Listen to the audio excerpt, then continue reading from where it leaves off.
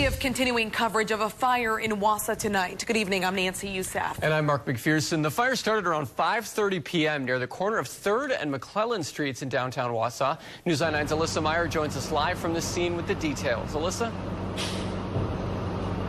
Well, the fire is out, but you can see behind me there are still a number of crews on scene, just double checking to make sure the fire is definitely out. Now, they say no one was hurt, but the two businesses affected are Downtown Grocery and Evolve Fitness. Now, I spoke to the owner of Yankee Bookstore, who owns the building affected by the fire.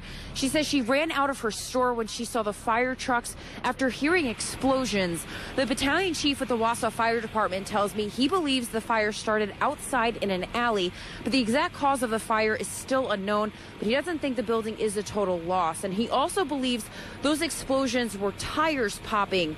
2 cars were damaged from the fire, and crews were inside the building to look at the damage. What we do know is that it appears that the fire started on the outside of the building, underneath the overhang that you see behind us. And we got some extension into the floor space between the first and second floor. Both are just fabulous built businesses that the owners have built up, and my heart goes out to them. The town of Wausau and Rothschild fire departments, as well as Schofield ambulance assisted. Wausau police also helped keep people back as they watched crews put out the fire. Now, again, crews are trying to figure out how this happened. The building owner tells me she hoped the businesses can rebuild once again. Live in Wausau, Alyssa Meyer, Newsline 9. Thank you, Alyssa. You were down at the scene today. There was quite a bit of smoke. Yes, a lot of smoke and actually a lot of people, because, you know, things like this don't happen often in downtown Wausau. So a lot of people were shocked and taking video, but luckily no one was hurt. I was very lucky. Yeah. Well, we have new details about yesterday's bank robbery in Wausau. The robbery happened at the BMO Harris Bank and County Market. Police say 37-year-old Kenneth Powers of Wausau and 25-year-old Miranda Lundenberg of Wisconsin Rapids were arrested yesterday afternoon. Wausau police say it's the surveillance video outside the store that helped them find the suspects. Newsline 9's Alyssa Meyer has the story. It didn't take long for police to find some answers in the BMO Harris Bank robbery. It took a couple of hours to get the outside video of County Market, but after we got that, we were able to see that the subject exited the bank or County Market front doors and then went into a red SUV. It was that SUV that gave them clues. We had information the day before that there was a red Ford Explorer stolen in Wausau, so we thought that could be the same vehicle. They spread the information to other departments in the area. We gave that out to local law enforcement, and within a few hours, Rothschild PD found it near Cedar Creek.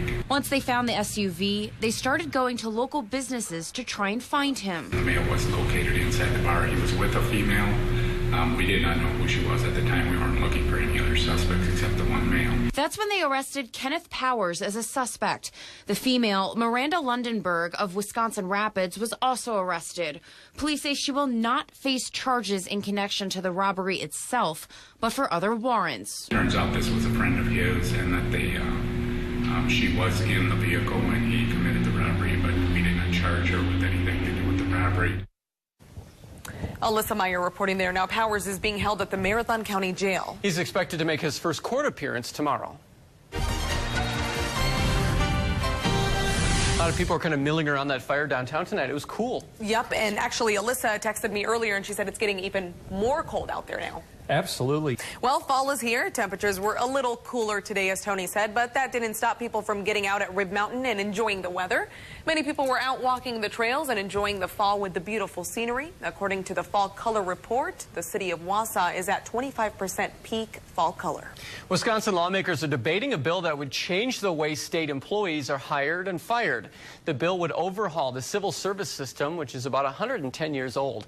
The changes would include speeding up the hiring process by doing away with the civil service exam. It would change how employees are disciplined and would get rid of a rule that protects more experienced workers from being fired. Democrats and unions oppose the changes, saying it will lead to corrupt hiring, but Republicans say it will modernize the system. Rallies in support of Planned Parenthood are taking place across the country, including right here in central Wisconsin. It's called Pink Out Day, and it's happening in the same day as the president of Planned Parenthood appeared before Congress. The group has been on the defensive since July. when videos circulated purporting to show Planned Parenthood employees discussing the harvesting of fetal tissues and organs. The tapes have become a political rallying cry for pro-life activists and politicians who want to stop federal funding for Planned Parenthood. Appearing before a House committee, Cecile Richards defended her organization. The outrageous accusations leveled against Planned Parenthood based on heavily doctored videos are offensive and categorically untrue. The videos were released by the advocacy group Center for Medical Progress, which has not denied the videos may have shown some miscarried babies rather than aborted fetuses. Committee of Republicans have also accused the organization of spending millions of dollars on political activities, travel, and lavish salaries. People rallied for Pink Out Day right here in central Wisconsin. Tensions were high in downtown Wausau at the 400 block as dozens of supporters of Planned Parenthood came out in pink. Families with yellow balloons and anti-abortion signs soon followed in protest. While the rally remained peaceful, people from both sides of the issue shared stories and explained their stance. Anytime you tried to tell somebody the good that Planned Parenthood did, it just always seemed to be overshadowed by what others said as far as abortion. I do not believe that taking away funding from Planned Parenthood will rid of women's health care. I have no concerns about that. The rally lasted for about an hour. Teens are tapping into the internet for conversation, but some are also using it as a space to spread rumors, make threats, and insult others. Jesse Yang spoke to a professor at UW Eau Claire who will be one of the first researchers in the U.S. to study the growing issue of cyberbullying. I don't like who you are as a person. I don't want to get the chance to know you, so I'm just going to attack you to make myself feel better kind of thing. Cyberbullying harass, humiliate, or harm others is creating a whirlwind of problems for how some teenagers connect to one another online. And frankly, we just don't know a lot about what teens are experiencing online with respect to their romantic relationships. A category of cyberbullying called electronic dating violence has teenage relationships tainted and controlled by technology. So one example of teen dating violence moving online would be constantly texting your partner, checking your partner's social media pages for evidence of conversations with other people, being maybe defensive when you don't respond immediately to texts or other messages. So UW Eau Claire criminal justice professor Justin Patchen and a student will survey 1,500 students from across the nation about digital dating violence, the first study of its kind. The first thing we're going to try to sort out is what that teen dating violence looks like and try to catalog some of the experiences of these young people. They're exploring romantic relationships and they don't necessarily have all the skills to negotiate those relationships well. Although the study will focus on teens, Professor Patchen says the concept applies to all ages. Certainly individuals of all ages can experience romantic partner violence or aggression. And it has students reflecting on what they've seen floating on social media. People they feel pretty open to talk about relationships on Facebook in front of all of their friends and family. The most common comments is attacking physical appearance. Jesse Yang reporting there. Now, Dr. Patchen says the research project is receiving nearly $190,000 from a private fund set up by Facebook. They hope to collect data as early as January and have results by the summer. And still ahead, area veterans take the trip of a lifetime. Meet the vets who got to travel to Washington, D.C. to see the memorials built in their honor. That's next on Newsline 9. The 21st North Central Wisconsin Never Forgotten Honor Flight took off yesterday. A one-day trip taking area veterans to Washington, D.C. It's an amazing trip. Newsline 9's Max Gordon traveled with the veterans to D.C. and has their story. The guards at the tomb of the unknown soldier keep perfect step. Their movements precise. But if you listened closely Monday afternoon, you could hear a slight scrape in their step. According to lore, the faulted foot is an acknowledgement to any veterans present at the tomb. And on Monday, there were many. More than 80 veterans traveled to Washington, D.C. on the honor flight. The day started early, and everywhere they went, emotions ran high. If my dad would have lived, he would be in this generation. So, yeah, very touching.